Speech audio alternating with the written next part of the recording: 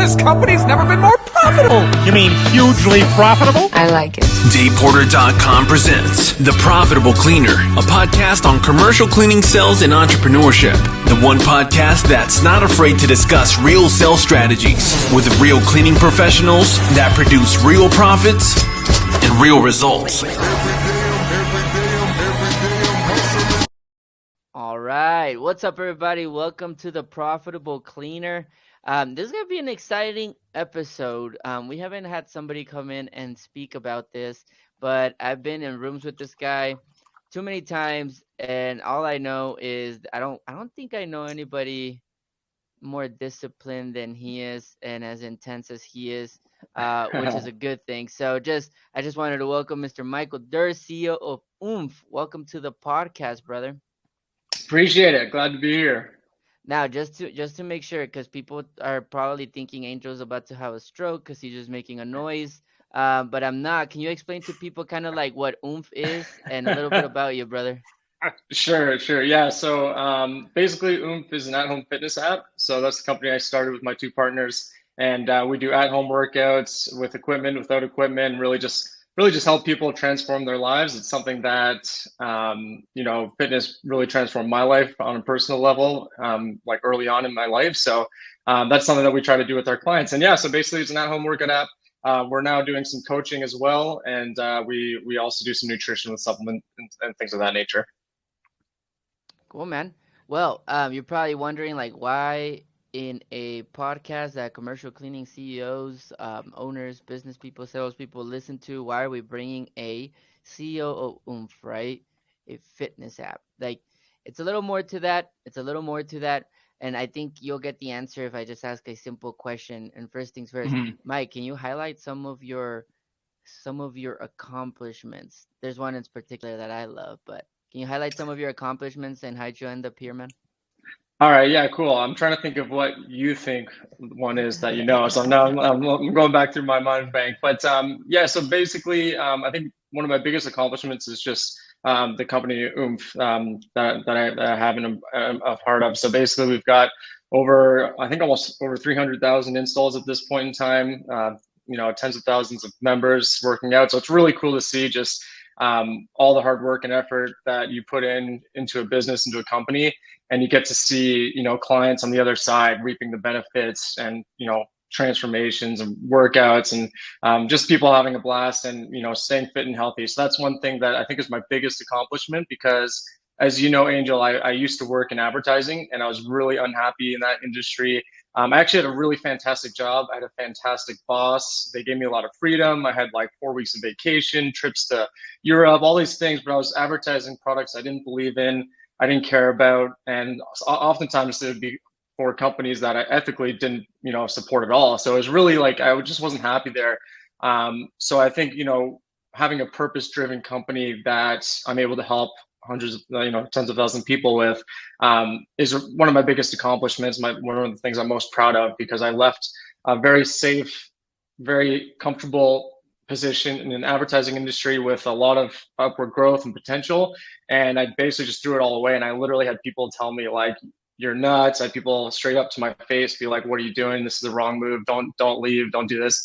So that's one of my biggest accomplishments is that shift, and now seeing the clients that I have within my company reap the benefits of that. And then another accomplishment as far as the Muay Thai is I'm an amateur Muay Thai champion. So that's something that's really transformed my life. And that's kind of all where it started is Muay Thai, because back when I was a kid, I was really into heavy drinking, heavy drug use, just going down the wrong path, really no purpose or drive in life. And when I got into Muay Thai, stepped into the Muay Thai gym, that was the first time where I was really taught discipline, like what it really truly means to live a disciplined life, with rules and systems and processes that you have to follow in order to step in the ring. Otherwise, you'll get your head kicked off, right? So I think that's a big accomplishment of mine is going down that path and eventually winning a Muay Thai championship in North America. Man, 300,000 installments and Muay Thai champion. It's kind of cool. I've been able to see like you growing OOMPH, which is really fun to have been on the like kind of expectating and watching it. And you definitely, when we were doing those workouts, you definitely kicked like a Muay Thai champion. Like I would not want to get close to that. Let me ask you though. I know we're gonna talk about discipline. I know you said, I think if somebody were to tell me if you don't follow these systems, these rules, you will get your head kicked, kicked, and then you can basically literally get knocked out. I don't think I have a choice but to follow the systems. But let's shift it a little bit into personal life and business and all that. Are rules bad? Like, let's just start there. Why do people not like rules? Like, Well, that's a good question. I personally don't like rules, so I'm not a rule follower at all. But when it comes to your own personal development, I think it's good to come up with rules for yourself, whether it's from a mentor or from a program that you join in. But having some sort of discipline for yourself and your daily activities and what you're doing day to day in a system. It's funny because a lot of people hear like scheduling and systems, and it's just like, oh, I don't want that in my life. Like that just sounds like a hassle. I don't want to run my life like a business. But when you get into personal development and discipline, having set rules for yourself that you follow that are always pushing you just in incremental little bits forward towards your goal is critical, because if you don't have that, then you're never going to get to where you want to go. So I think that having rules is something that you can come up for yourself. You can come up with a mentor, but I don't think rules are inherently bad in that sense. But at the same token, I don't like the word rules. I don't like following rules. That's just a personality type. I think of a lot of entrepreneurs. But I think having habits that you can follow on a day-to-day basis that are kind of pushing you towards that long-term vision of yours is really important. so let me ask you this for the people here. So we're gonna talk about discipline. We just talked about rules, like simple, right? Like I think we get too caught up on like the word, right? Like I used to say the word routine, and I would lose my shit. I would be like, no, routine? Are you crazy? Life is supposed to be lived. But Yeah. now if I don't have a routine, I'm like, I am chaos. I do not know what I'm doing. I don't know who I am, right? So like, what to you, what is discipline, man? Just because somebody might be hearing this and automatically think of like a Navy SEAL. They might think of someone super intense that doesn't do anything with their, like they're just in that one room or something. But share with you, like, what is discipline to you? Yeah, I think on like a fundamental level, discipline it's not complicated. I feel like people do overcomplicate the whole aspect of it, but really for me, having discipline is just setting some sort of process for yourself and actually doing it no matter if you feel like it or not. So, figuring out what habits you need to do, like I said before, and then just doing them even if you don't feel like doing them. Because that's the biggest thing. Because when you set a routine or whatever it is, it's so easy to wake up one morning and it's like you didn't get a good sleep, or there's just so many obstacles that come your way in life. So for me, discipline is just like setting what you want to do and then following through, regardless if you feel like it or if it's a good day or a bad day, you just do it anyways. I think that's how I think I would summarize it. I think that's really well said, man. It's taken me 30 plus years to learn that discipline isn't a destination. It's a journey. I'm curious to someone, what maybe advice or words you'd have for someone that's listening to this that's like, okay, I'm a business owner, my life's chaotic, I'm also a husband, or I'm a wife, I'm a parent, I have all this different things. I keep hearing disciplines needed for business success. How do you start day one? How do you start? Like, what would you say to that person that's like, I know I need change and I know I need some semblance of structure, but where do I even start? Yeah, I think for someone that's just starting, that has a chaotic life, or they feel unorganized, or they're feeling, confused. It's very frustrating. We're in that moment, because I think we've all been there, right? But for me, it's number one, coming up with some time to actually think and plan. So just setting aside some time for yourself.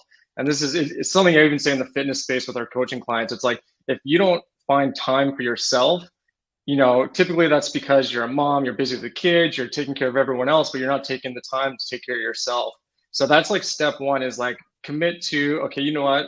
Saturday morning, I'm going to get up before the kids wake up. I'm going to spend 2 hours and just write down like, okay, what do I want to do? Like, how am I going to get there? And really just have a planning process, and taking that time for yourself to figure out what you need to do, and then figure out how you need to do it, whether you need to hire a mentor, whether you need to just, set an alarm at a specific time, whatever it is. I think the first step is, have the courage to take time for yourself and not feel guilty about it. Because that's a big thing that I see with people is they feel guilty that, oh, I couldn't, like, I'm spending time for myself, but my kids need this, my husband needs this, my wife needs this. So I think just being like, it's okay to be a little bit selfish, because if you're not helping yourself, it's going to be hard to help everyone else in the long term because you're going to burn out. So I think that would be my first step. And then the second step for me, I'm a big planner. So I like having everything laid out visually in a calendar. So that would be my next step is like, this is something I learned from one of my mentors. It's called the airlock. So you basically plan out everything you want to do for the full month. And then you break that down into tasks that you want to do for each week. And then you literally go in every day with a Google Cal or whatever calendar you use and schedule out what you want to do each day. And that will really, it does two things. Number one is it provides like an overview of your full month, which is epic because now you can see, okay, my goals for this month are X, Y, and Z. And now I've laid out the plan within this month to actually achieve those goals in that kind of a systematic way. And the other thing that it does is it breaks down your days so you don't have to like spend time every single month, like too much time anyways, figuring out what you need to do every single day because it's already laid out because you took the hour or 2 hours, 3 hours to actually plan everything out. So like my personal process, and again, this is something I learned from one of my mentors, is I take about 2 to 3 hours once a month and I schedule like my big goals for the month.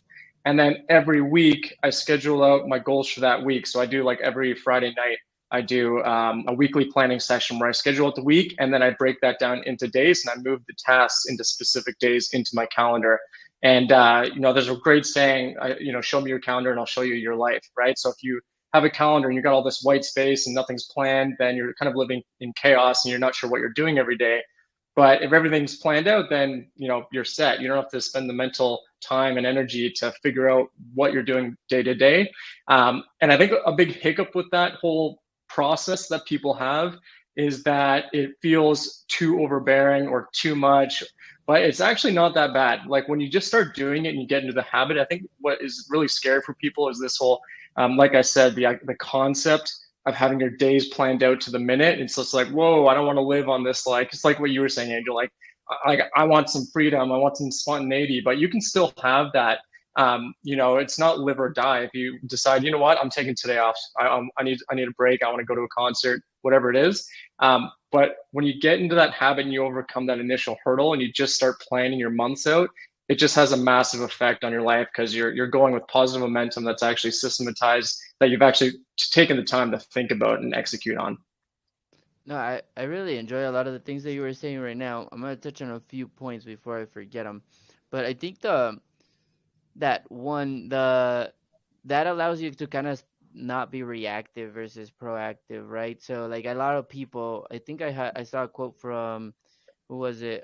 James Friel, I believe, or it was Alex. I can't remember, but one of them said that if you wake up or if you start your day and you check your email, you're allowing everything else to control your day, right? So you're living a reactive life where you're waking up, you're looking at your notifications, you're looking at your emails, and then you're deciding based on that what you're gonna do, right? And I think what you're doing is really cool because a lot of owners in general, business owners, get stuck in this like, I'm working in the business versus on the business. So if you show up every day and all you have available is in the business, it's not because they actually need you to do it. It's because that's the only thing that you've allowed yourself to do. So I really like that airlock system, which is like, take some time, plan out your monthly goals, break them down into weeks, break them out into daily tasks, right? And then you can have a good mixture of in the business and most importantly on the business. Let me ask you though, I really like I agree with the guilt part, man. I agree with the guilt part. Sometimes I'm like, I should probably take some time and plan this out, or I should do this. And I'm like, but my fiance is sitting in the living room watching TV. Maybe I should watch her. Oh, I haven't worked out. Maybe I should work out. Maybe I should, right? Like you end up feeling that guilt. What are some ways to get past that? Because I know there's some cleaners right now listening to this, or CEOs that are going, oh man, there's no way I come first before my kids, before my business, before blah blah blah. Like, what are some ways to get through guilt? Well, the beautiful thing about systematizing your whole process and your calendar is that it actually, what you're saying is that, I don't want to put myself first, that guilt that you're feeling. But the reality is when you actually schedule out your days, your months, your weeks, it actually benefits the first thing that you were worried about in the first place, which is, do I have time with my wife? I don't want to neglect her. I don't want to neglect my kids. Well, if you have your days fully scheduled out, and you know for a fact you need to be home at X amount of time, then you can time crunch everything else to make sure that you get home at the time that you and your wife have decided on, so that you can be with the kids and be fully present. Like, that's something that I personally have actually been working on really hard this last probably like 2 months specifically. And it's been a total game changer in our relationship where, I'm home at a specific time. And because my day has been so jam packed to the minute of all the goals and tasks that I want to get done, when I get home, I'm now completely off. Like, I used to really struggle with getting home and still being like not present, checking my email. Like, when I get home, I don't check my email like maybe once before I go to bed, but that's pretty much it. So I've been really conscious about, when you're home, be present with your spouse, your kids, whomever. And the airlock actually allows you to do more of that because you're more planned, you're more prepared. And, if something spontaneous does come up, of course you can, shift things around for that day. But overall, when you're fully planned, it benefits your home life as well, because when you get home, you can be fully present. And for me, I just do it at times like, for example, that whole guilty feeling. Sometimes if I don't plan my week for the following week on a Friday night because it was just too busy, after work, I usually do it right before I leave work, Friday evenings. But if that doesn't get done for whatever reason, something comes up, I'll just, wake up early before my wife wakes up, and I'll just do it then. So I'll wake up at like 5 on Saturday morning, schedule out for 2 hours, just plan my whole week. And then it doesn't affect the time with her. And I got my whole week planned out and ready to go, which I know it sounds a little extreme for some people, but those are the things that you have to be willing to do. And those kind of sacrifices that you have to make for yourself if you really want to just like hit the road running on Monday morning. It's kind of funny. It's something that seems so big to maybe someone listening, like, oh, wake up 5 a.m. on a Saturday, but it's also something so very small to not fear the Monday morning, right? Mm-hmm. And it's like there's like this I don't even know what you want to call it, this like almost pandemic like fucking I fear Monday morning thing, like energy that happens among people like that just show up to work every day. And I think it comes from, I've been guilty of it. I've felt that, right? And it's because like I'm running into a chaotic business, I'm running into a chaotic life, and I don't have an action plan. I like how you plan your time on Friday evenings. So I do mine Sunday evenings, which I feel almost presses a little bit too close to Monday. Right. My question for you, man, when I hear you talk, is you can plan accordingly and have a schedule, and sometimes things change. How has routine and discipline benefited you when things do pivot? When, like Mike Tyson says, everyone has a game plan until they get punched in the face. How has that discipline and routine benefited you to when things inevitably do come up and your plan doesn't go as according? Yeah, I think when you get thrown, curveballs or what have you, that's when I actually just rely on my discipline the most and my routine the most, because if I have control over one thing, it's how I wake up in the morning, it's how I start the day, it's what I do first thing. And everyone has their own routines. I hate when people say you got to do this, this, and this in the morning. It's like everyone has their own specific goals. So whatever you do in the morning to achieve them is, what you should be doing. But if I get thrown a curveball and something comes up that I know I'm going to have to like take care of in the middle of the day, at least I know that my morning is going to start right. Because like my personal morning routine is I basically wake up 4:30. And then I'm at the office at 5, and I do a full blown like 3.5 hour work block. So I work from 5 to 8:30. So that's like before anyone's, and I know that's extreme for some people, and that's, I'm not recommending this for everyone. It's just my personal process. What I'm saying is there's no curveball that gets thrown at me from 5 a.m. to 8:30 a.m. because no one's working and no one's up. So no one's doing anything. So at least I have control over that. My day gets started right. And then if I need to blow off the schedule to take care of like a urgent issue or whatever, then I can go ahead and do that. But I know that number one, I got my workout in, I got my 3.5 hour work block in. And yeah, I work out from 8:30 to 10:30. So I'm back at the office at like 10:45. So by the time everyone is just getting their coffee and sitting by their desk, I've already done my full day of work and workout. And now I can focus on whatever things are coming my way that are unexpected. I'm so glad you touched on that deep work, because I think when everything's chaotic, like when life is chaotic, honestly, all we really want is that one thing. Like it's always that one thing where it's like, oh man, like this was a terrible day somehow, but I did just lift a pretty good weight. Like I feel Yeah, good, totally. right? Oh, this happened, but I did get my reading in. I'm gonna be able to crack it. So you're saying sometimes I like that. I really like the deep work. I was actually gonna ask you about it. So it's 3 hours in the morning before anybody does anything. Three and a I think half. Yeah. Alex Hormozy talked about that's his routine. He's like, I like the farm boy, I think he calls it. He's like I love that. farmers don't wake up, like a farmer, they gotta catch them right before the sun rises. He's like, they don't wake up and work out and read and get a coffee. They're like, they gotta get up and they gotta go and they gotta work really intensely, and then the sun comes out, it gets hot, they're done. And I Yeah. was like, oh, that's really interesting. So he's like, "Yeah, I'm just getting my muscles, like we wake up, we work, and then we'll do our workouts." It's really cool. Have you found that doing a workout in the middle of the day gets in the way of business, or have you actually or do you feel like the more boundaries you set for yourself, the more people respect the boundaries? Well, that's a really good point that I'll touch on after I go over the workout aspect. Like for me, I've actually tested a lot of different morning routines over like the course of the last couple of years. So I used to work out first thing at 5, and then I would get to the office a little early at like 7:30 or 8. And that was my deep work until 9, and then the regular day goes off. I've tested doing a longer morning block and then working out at 11, but I found that did eat into my workday too much. Like I had people message me, meetings were getting missed. Like there's just more opportunity for meetings and working with clients at that time. So what I'm doing right now, I've been doing, I think for the last 6 months, and I'm really loving it, which is exactly what I said. 5 to 8:30 is my deep work block. I turn off all notifications, all emails. It's just pure execution. And I think that's really important because like for me, I enjoy solitude when I'm working. Like I like to just dial in and focus, and it allows you to get so much done. So that works really well for me. And then I finish at 8:30 and I go to the gym, which is like a 5-minute drive away. So I'm at the gym at like 8:45 and I actually work. I work in my workout clothes in that morning block so that I can get to the gym and I can just go right in. I don't have to change or anything. So if you saw me at the office, it's pretty funny because I'm just in full blown gym gear. But I personally really enjoy working out at 8:45 because number one, I've had my deep work session, my body wakes up, I've got some coffee, some caffeine, I've got a little morning breakfast. So I feel like I'm way more awake and my body's more primed and tuned to hit a really hard workout. And then I'm back at the office literally at like 10:30 most times, maybe 11 latest. So from other people's perspectives, like I said before, like most people, and this is how I used to operate. So this is why I know it's true.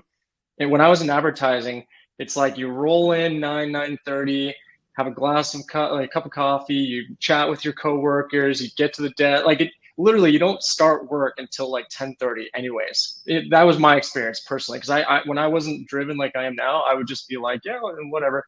And so now I feel like by the time I get back to the office at 10:30, I've got my full-blown work block in, my workout's done, and I'm like, even if I don't accomplish anything else the rest of the day, I feel accomplished at this point. So that's the morning routine that works best for me. And like I said, I've gone through a couple of iterations of it, but I really do enjoy what I'm doing now.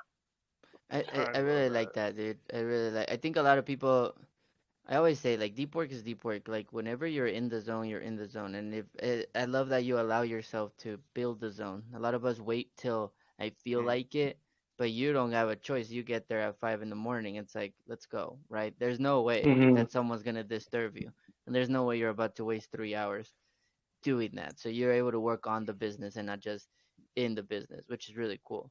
Yeah, Now, I was just going to follow over that. The only person that can disturb you at that hour is yourself.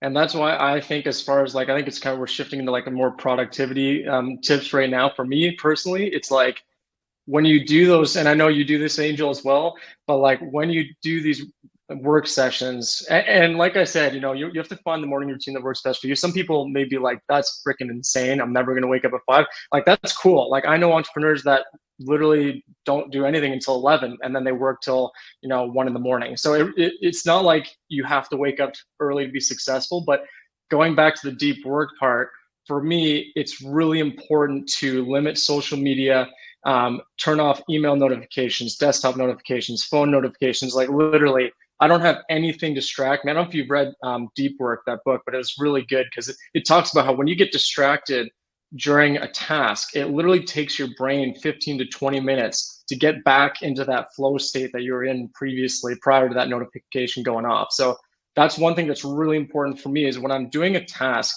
I'll do it until either my time block is up or the task is done. And I don't have any other notifications or anything distracting me or taking me out of that flow state. And then I forget what your other question was, but I think that was really an important thing for me to touch on, is like when you're doing deep work, make sure it's actually deep work and you're not just scrolling through Instagram or whatever it is. I'm so guilty of that. Like, I'm like, oh, I'm working hard. And then I look back, I'm like, did I though? Like, did I actually work hard or did it just sound cool? Did I just do a lot of stuff? Which is different, right? And to what level? But let me ask you, so a lot of people, I know for a fact, a lot of people are hearing this and they're like, I don't know, man. I still got kids. I got my wife. I've got my workers. There is no way that I can find that much time for myself. So again, back to the boundaries question. Do you think that once you set those boundaries, people tend to respect those boundaries? Or is there situations where no matter, like, because of your lifestyle, I guess, or your life, like you have kids, you have a wife, you have a business that starts at 7 in the morning or whatever, is it really that hard to set boundaries? Or do you think people start respecting them and it's up to you to implement them? Yeah, I think you just have to play it by ear as far as what you're willing to do with regards to your time. Because obviously there's, like you said, there's situations where, if you've got a company that people need to be having one-on-one time with you on a consistent basis, then yeah, shutting off and doing like this no notification thing, well, that's not going to work for you, right? So you do have to kind of like figure out your own situation. But I do feel that, yes, people definitely do respect your time more because when you have your time laid out, going back to that point, when you have your time laid out and your calendar's laid out, and this is actually a really good point because what tends to happen in my experience is, this is what I used to do anyways, when someone would ask like, hey, can you hop on this? Can you do this? I'd always just say yes. And then it trained that person or that colleague or employee or whomever that that's okay. That type of behavior is okay. And then they'll continue to do it. So when you actually set those boundaries and be like, sorry, I can't right now. I'm free at this time and this time. Number one, it's uncomfortable for people to do that. So I think that's why a lot of people are hesitant to just be upfront and straightforward with people and just say no. And that's something that I was just doing a coaching call the other day with some of my fitness clients. And I was like, it's okay to just say no and not have an excuse or justification. Because oftentimes what we do is like, someone asks you to do something, you're like, oh no, I've got this, I've got that. If you just say, you know what, I can't right now, but here's some times I can, or can you follow up with me in email? You know what I mean? And what that does is, number one, when you do that for the first time, because it's an uncomfortable thing to do for a lot of people, if you're not used to doing that, is, it takes a bit of courage. So you get that done, you just say it, you shut up, you let them react. But what tends to happen is our fear is that this person's not going to like me. They're going to think I'm rude. They're going to go home and like just be all pissed at me and talk about me to their spouse or whoever. But what really happens is that person is typically okay, and they actually respect you more because it's like, oh, this is a busy person. So like next time I go to them, I'm actually gonna come with times that I have available and see if they work for him, so that it's an easier conversation, right? And that respect is definitely built. And like I said, you have to take that with a grain of salt because depending on your situation, you can't always do those, total block offs if you're in a different industry like construction or whatever, and you need touch points with people constantly. But I think that it does build that respect if you're able to stick with it and not be the apologetic and like overly sorry person, because that, to me, as funny as it sounds, is a little bit of a sign of weakness when you're like, I'm so sorry. It's just like, no, just say it and just, be bold with it and people will respect it. I love that. Reminds me of my father used to say, what good is a man's yes if you can't say no? Ooh, that's good. And it like always, like when I'm hearing you, that just like kept coming to me, and it's like it's a cool thing to say, but it's actually a harder thing to do, especially with some of the people that you're like closest with at times, right? Mm. I want to ask you, how important is fitness when it comes to high performance? So let me give you some Mm-hmm. context here. Back in the day, I used to think, okay, like that's cool. Mike's a fitness guy. He's got a fitness app. He's ripped, but like that's his thing. It's Mm. like, no, how does that actually tie into the optimal performance of running a business and just like really owning your life? To me, and I'm biased, of course, like you said, I'm in the fitness space, but I didn't used to be. And for me, it plays such a critical role. And especially with, where it all started for me was Muay Thai, right? And with martial arts, that discipline and consistency is critical. Otherwise, like I said, you're going to get your head blown off. So, you know, having, fitness basically is a perfect correlation to a successful entrepreneur journey or a business journey, because you have to have that dedication to work on yourself, to put yourself in situations that you don't always want to be in. Like lifting weights is hard, it hurts. Getting in the ring is hard, it hurts. But when you keep doing it day in and day out, and you build that consistency, because for me, I've got this little thing I like to call, it's called the champ mindset, which is courage, humility, assuredness, mission mindset, and perseverance. And those things combined create like something that just can't be beat. Because if you're willing to wake up and do the things that you don't want to do every single day, and put yourself in those uncomfortable situations and really work on yourself, because if that's like, for me, the gym is my me time.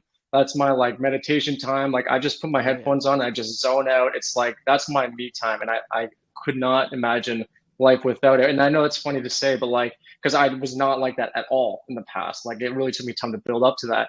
But to me, fitness and business, or even just life, has a direct correlation, because you're working on yourself. And if you're not working on yourself in your business is going to die. If you're not, working on yourself and finding new ways, always doing progressive overload, growing, getting better, working on it's like really self-mastery, right? And if you can't master yourself, how can you expect to master your business or your entrepreneur journey? Because they're totally tied together, in my opinion. So if you are totally like letting everything go, you're eating like crap, you're gaining weight, that to me is not a confident person. Because typically there, and oftentimes I think with entrepreneurs, the big thing is if you're not into fitness and you're an entrepreneur, you're like, oh, I don't have time because I'm putting all my effort and work, all my effort into the business, right? I think that's like the biggest thing with entrepreneurs that aren't leading a healthy lifestyle, is like, well, that's time I could be putting into my business, and I'm a workhorse. I have this identity of just getting the work done like 14 hours a day. It's like, well, yeah, sure, but the people that are following you are watching you as well. And if they're seeing you and you're, 300 pounds or 250 pounds and you're not taking care of yourself, you're eating like crap, but you're working really hard, that's going to show them that it's okay to do the same thing. So for me, I want to build a culture of like hard work ethics and making sure that, personal growth and personal development is at the forefront. Because if you're not working on yourself and you're not teaching your team members to work on themselves, then to me, that's not going to be nearly as great of a business that you could have if you were doing those things. That's And awesome. I also think you can have a great business. Like I know a lot of people have a great business and a shitty body, like completely Mm-hmm. shitty body. And even then, I know they make way more money than me, and I do that, and I would never trade my life. Like Mm-hmm. that's how kind of what you were saying, right? Like what do you stand for, right? Like I know I can figure out like the business part. I know I can figure it out. But if I don't get it together and I don't figure out my health fast, like I think I don't know who says it. Like if you're basically like if you're dying, whenever you need health, that's the one wish you like. That's the one thing you wish you had, right? Not more Mm-hmm. money, not more like when you're Yeah. sick, you don't pray for money. You just go, Right. dude, like God, please, I just don't want to be sick right now, right? Like Yeah. and so like health is super important. On that sense, I'm glad you touched on that. Um, I think it's self mastery though that I really love that you said that. Like if you don't know how to master yourself, um, how can I don't even know how people could lead, to be honest. And I'm not talking about Mm-hmm. being ripped and carrying as much as Mr. Durst here because he's like a beast. But I'm saying, can you get yourself to the gym? Can you get yourself to do your cardio? Can you watch what you eat? Can you have that discipline so we're like consume the right things for your body? I think that's really huge. And that's Mm-hmm. productivity, that's discipline, that's self-love. To me, when I work out, it's all about this is me showing me that I love me. Does that make sense? Like it's Mm-hmm. not even, and now I'm like carrying more weight, and I'm like, this is my way of pushing me. This is my way of doing this, right? Yep. And to be honest, my biggest, I think is a fear thing, but I don't know. My biggest like thing is I would hate for somebody to be married to me. Like I know you just got married. I know James is married. I'm about to get married. I would Mm-hmm. hate for someone to have to like I would not feel good if I had to show up home and I know for a freaking fact, because we know we're men, they're women, we know each other, that she is not attracted to me physically. Mm-hmm. To me, even though as much as I offer everything on the inside, there's something about, like you said, being a strong man is also being able to like feel good about yourself. So I don't know, and I know feeling good also translates into running a good business. Like it's, I don't know, fitness is part of that catalyst that I think is so, it's like interconnected to everything that we do. 100%. And for me personally, it's just like I would almost feel a sense of imposter syndrome or something if I wasn't working on myself and working on my fitness, even if I wasn't working in the fitness space, you know, if I wasn't taking care of myself and putting, because I actually, it's funny you say that because I actually went through a period. This was probably like 2.5 years ago, where I actually started to put my business in front of my health. And I was like skipping workouts. I wasn't being consistent. I was like justifying, I would do my morning work block, and instead of going to the gym at 8:30, I would work till 9:30. And it's like, oh, well, I've got a meeting at 11, so I can't go to the gym. And then, you know what I mean? So like I went through this period. It was probably like a good couple months of doing that. And I just started to feel like all my performance started going down. Everything started going down because I just wasn't mentally there. I was just putting so much in the business, but I wasn't taking care of myself and my own health. And not only from a physical perspective, but like on a mental, like mindset perspective, I knew that I wasn't working on myself, and that was starting to like weigh on me. And the sleep was getting bad because I was overworking at that point. So I realized, like, you know what, I got to start making me a priority and get back to the gym, like stick with it, be consistent. And it goes just going back to that discipline aspect. It's like I have to do it even if I feel like the business is more important today, I'm still going to go to the gym, because that's like a standard that I'm setting that I cannot break, right? And of course we're all human, right? Like some like I missed the gym one day last week, but things happen where you don't want to beat yourself up if you miss one session. But I think it's like the overall aspect of like setting that standard and doing everything you possibly can to stick to it, no matter what. Let me, I like that you said that. One, yes, don't beat yourself up if you miss one session. But to me, it's like, what direction is the arrow pointing, right? Are you trending Totally. up or are you trending down? Let me give people maybe listening, like, okay, why are these guys talking about fitness? I made more money out of shape than I made money like in shape. It's kind of Mm. weird, but let me tell you something. What this has done. So like this last year, I've lost 30 pounds. I'm super proud Oh, of it. congrats. Yeah, thank you. Angel's been a big part of it. And I felt like this transformation happened. But what's happened is we've been punched in the face a few times in business this year, Mm. right? And it's like what that's been able to allow me to stay emotionally stable, probably like I wouldn't have just a few years prior. It's allowed me to like keep confidence with what we're doing and keep a calmness about what we're doing because Mm.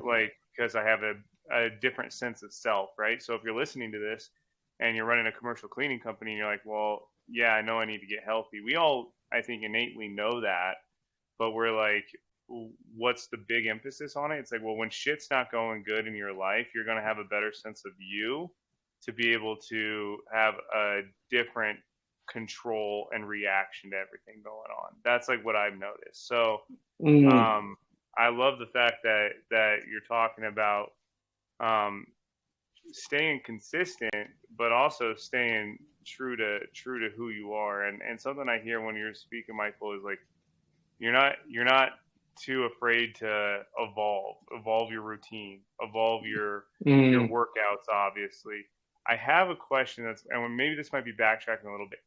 I want to know what happened day one in Mike's world while you went to Muay Thai.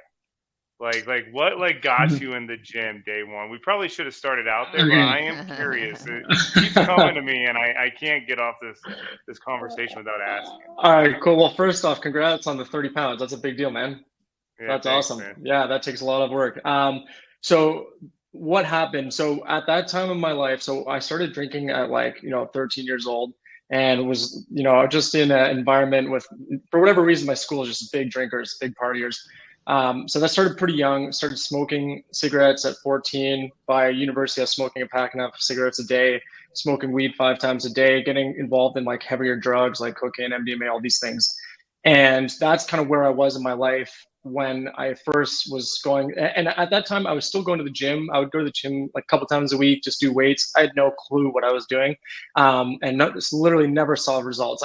I would always go to the gym, like I was always a gym person, but because my habits were so bad on the weekends, which ended up bleeding into weekdays in the in university, I never saw any results, even though I'd been going to the gym 3, 4 times a week, every week for my whole life. Right. So, but going back to your question, basically what happened was that's kind of where I was from a mindset perspective, was heavy drug use, heavy alcohol use, smoking, packing up cigarettes a day. And I walked by the gym and there was a sign up for martial art classes. And I was like, oh, that's kind of cool. I'd always wanted to take martial arts. And I was reading through, actually, there was a link that you could follow. So I clicked on the link, like put it on my phone, and I was reading through all the different martial art classes that they offered. And I came across Muay Thai, and it was the one that just stood out to me. It was just like, it's all striking, all stand up, high impact, elbows, knees, punches, like just a brutal martial art. And to me, I was like, that's pretty cool. And I started looking up YouTube videos of Muay Thai, and I was like, the level of striking, because I was a UFC guy at the time, the level of striking with professional Muay Thai fighters is just so far superior than what you see in the UFC. So I was like just drawn in immediately, and the knockout ratio is just insane. So I signed up for the first class. Now the funny part of the story is I signed up, I paid, I think it was like $350 for the full year, paid for the full year. And I told myself that I think there was like 3 or 4 classes per week that they had available. So I was like, okay, I'm going to go to the Saturday class because I don't want to go during the weeks of school. So like, I'm going to commit to going to Saturday's class. And I literally didn't go to a single day because every Saturday morning I was hungover from the night before. So I went the whole year, every Friday. I was like, okay, I'm going to go this time. I would never make it because I was always just way too hungover. So the next year I had signed up. I was like, okay, this time I'm going. And I walked in, I did my first ever class, and I was hooked right away. And I was like, this is amazing. And that just kind of snowballed into a total life transformation for me. But how do you even say, like, all right, guys, I'm gonna go for it. I'm competing. I've boxed, like I used to box and I love boxing. I don't know how to explain it. At one moment you finish punching the bag and then you're like, I want to punch somebody. Like I actually want to compete now. And then that's when my parents were like, all right, we're taking you out. What point did you say, like, okay, I think I can do this. I think I can go compete. Honestly, I can't say if there was like a specific moment where I thought that, but the gym that I was at, York Muay Thai, was like a really legit gym. Is from John Stu Short's, one of his students, and he basically brought Muay Thai to Canada, to Toronto area, anyways. And so it was a really legit school. And right when my first class, I was like, this gym knows what they're doing. Like you could just tell the technique, the coaching. So I just took it really seriously. I started on that first day, and it was so funny. When I walked in, I had like the full like shed, just stoner vibe. Like no one expected me to do anything with it. And I just loved it so much. I just started going like twice a week, and then 3 times a week, and then 5 times, and 6 times, and then sparring with more advanced people. And then my coach was like, all right, we got to get you in the ring. So it just kind of like evolved naturally that way. And then I ended up living in Thailand for half a year, living out of a Muay Thai camp and fighting in Thailand. That was like one of the coolest experiences I've ever had. So yeah, it kind of just like, I think it was like a natural progression of being in a Muay Thai gym, taking it seriously, having good coaches, and them basically getting me in the ring. You know what's fun? The more I hear you talk, and I know you for a while now, so like the cool part about seeing you, man, is I think James got it right in the beginning, and I think it's like I think now I used to think when I think of Durst or Michael Durst, I think of discipline. But I actually, the more you talk, I'm like, I think I'm like putting the word evolve in there more because you're right. Everything that you do is like, okay, this is where I'm at. How do I get better? And sometimes, like, yeah, I know the end goal in mind, but you're more like, how can I control today? How can I control the month? How can that lead into 6 months? And the next thing you know, like, you're becoming like this different person. Like, when we first joined BDB to where you're at now, it's like a different person as well. So like it's really cool. Like even OOMPH, I remember OOMPH, like OOMPH where it's at now. like number Yeah, one it's in the app crazy. stores compared to before, man. Like that's crazy. And it's all about like evolving on a daily basis. Let me ask you one question Mhm. because we're leading up to the end, and I know we have a bit left here. So I have two questions actually. James, do you have a question before or We're no? good, man. All right, Oh, we're cool. good. The first one, how how does one figure out like I like the word evolve, but I also struggle with like who do I know who I need to become? Like what are some like tips and tricks or some ways, some strategies, some way frames of thinking Mhm. so that I can figure out who I need to become or I want to become? Well, I think that's a pretty big question. Figuring out who you need to become, I think is just a natural progression. Like for me, um, I did have a moment, like a pivotal moment in my life where I was sitting on the couch with like beers in the weekday and I was like, what the heck am I doing? I remember that moment specifically where I was like, I need to make a change. But I think figuring out like who you want to become is a pretty big ask of yourself. And that's an easy way to get disappointed and frustrated and guilty and all those things that come with trying to achieve this like big pinnacle. So I would just say, as opposed to like trying to figure out who you need to become, I would just really start making those minor improvements every day. Like, okay, what I need to do right now is maybe drink one drink less per day or per week.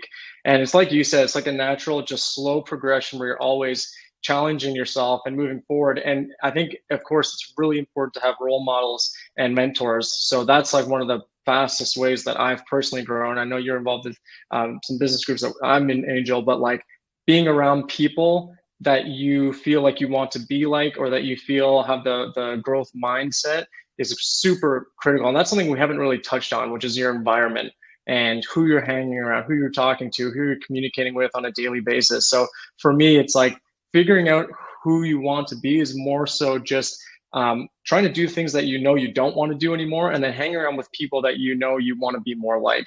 And slowly you'll start to figure out, okay, you know what, actually, I think my mission is this. Like, it took me a long time to be like, I want to have the number one fitness app. I want to help people get fitness because that's what transformed my life. When I first started OOMPH, or even working in fitness at all, I wasn't like, I want to help people transform their life like I did, because I hadn't done it at that point. It was just like, you know what, I really want to work in fitness because I don't like advertising, and I know, I just enjoy working out. And that's like literally day one where it kind of started.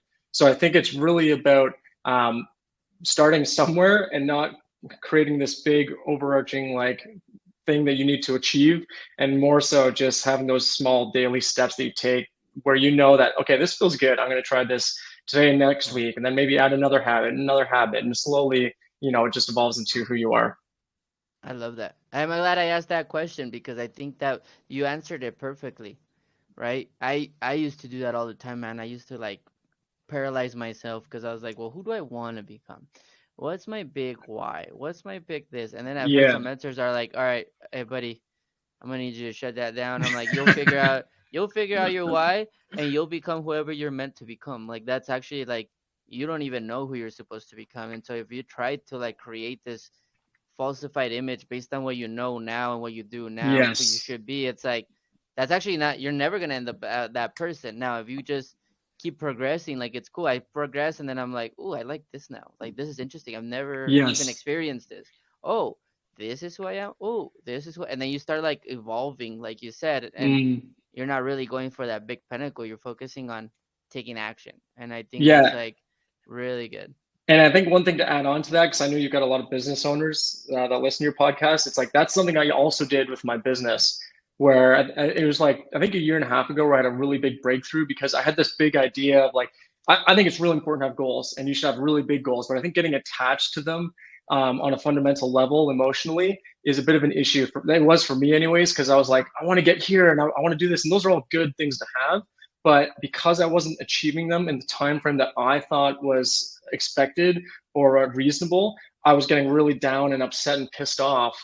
And I was living like life every day, like, oh, like I was working out of frustration and anger as opposed to working out of like love and energy, like positive energy towards my goal. So that was one really big mental breakthrough that I personally had, where it's just like, why am I stressing so much? Like, why am I just angry doing something that I love? That I was getting to a place where I was not happy while I was working on something that I enjoyed working on. I was like, how does that even make sense? So I think for me, it's like not being attached to the outcome. Have those big goals, have the micro goals to achieve the big goals, but just like do your best every day, and that's the best that you can do every day. Like if you put in your best effort, then there's no need to be upset or pissed off that you're not where you need to be, because you're putting in the work that probably 99% of people aren't putting in to get to where you want to go. So just like enjoy the process and have fun with it. I was about to. We always ask a final question where I say like, if you could leave one message, what would that be? But oh my God, that. I feel like that was the message. That was a really good message. Do your best every day, basically. Like that's really much. There's not much more to it. And you're right. I've been there where you just feel frustrated as hell, and you're like, dude, I'm not Yeah. enjoying what I love doing. And at that moment, it's like, ugh. And it same with workouts. I used to always be like, ugh, I don't have the six pack. Ugh, I don't have this. And it's like, well, how about like we just did it? How about not eating bread or no alcohol for a Yes. month? How about we start there? Oh, and then like you finish it and you're like, oh, dude, I don't need to drink alcohol. This is really interesting. Like, and then you become the person that doesn't drink alcohol, right? So Yeah. I really like what you're. I'm picking up what you're putting down, man. I love it. Let me ask you one final question here. I'm still gonna ask it just in case you did have another message in your head. Okay. So somebody's like, they look at the title of the podcast, they're like, interesting discipline, the Michael Durst Muay Thai champion. They look you up, they're like, all right, this guy's for real. They download the OOMPH app. By the way, is there a trial on OOMPH or something? Yeah, Like you can, 7 day trial. Yep. boom, 7 day. We're about Boom. to fucking get it. Go on OOMPH. We'll put it here in the show notes. So download it, guys. Get the app. 7 day trial. It's awesome. Um, let's say that they get to the end, they're like, I don't know, man, I'm not gonna listen to this whole podcast unless I think there's gonna be value. So I'm gonna skip all the way to the end. And I know Angel and James always ask this question, and then if I like this answer, then I'll go and get OOMPH Hmm. and look the whole podcast. So if you could Hmm. only leave people with one advice, one story, one joke, one thing to remember you by in this podcast, so that they can go listen to it or get the trial, what would it be? I would say one thing that, we just talked about, it's something that I came up with, like a little phrase that I say to myself every day, which is the best thing that you can do is your very best every day. And if you live with that motto, then it doesn't matter if you had a bad day or a good day, because you know that, okay, I did my best today, and that's the best that I can do. Like, I can't do any better. Like, I can't do any more if I know that I put in my best effort. So that's something that really has helped me get through that mindset block where I was frustrated and angry. It's just like, you know what? The best that I can do is the best that I can do every day. And if I do my best, then there's no need to feel those negative emotions, because I know that I'm working out of a positive place. I'm doing what I can. And if I'm not getting the results that I want, just don't quit. And it's going to happen eventually. So I think that's like something I'd love to leave the audience with. That's a good quote. The best you could do is the best you can do every Boom. day. Yeah. Boom. Well, Mr. Durst, Or we should Michael. say oomph. Oh yeah, Oomph, yeah. That's what I'm gonna start doing. Instead of boom, I'm gonna start saying oomph. Yeah, And put then, some oomph into it. yeah, just give me like an affiliate link, because people are gonna hear the oomph and they're gonna be like, "What's that?" And then I'll just put it in there. Now, Matt, Beauty. but it's been a pleasure to have you, brother. Thank you so much for being here. Yeah. Yeah, Thanks, it was a man. pleasure. So good to be with you guys. And just watch us. James is gonna connect next time and be like, "I lost 50 pounds. I'm ripped." Let's see it, We're bro. here, Come like, on now. disciplined over here. It's gonna be awesome. But you know what I'm most excited to do is to start telling people no, and because I do say yes a lot. So that's Yeah. Same. thank you so much for being here, brother. I really appreciate it. Of course. Appreciate it, guys. Awesome.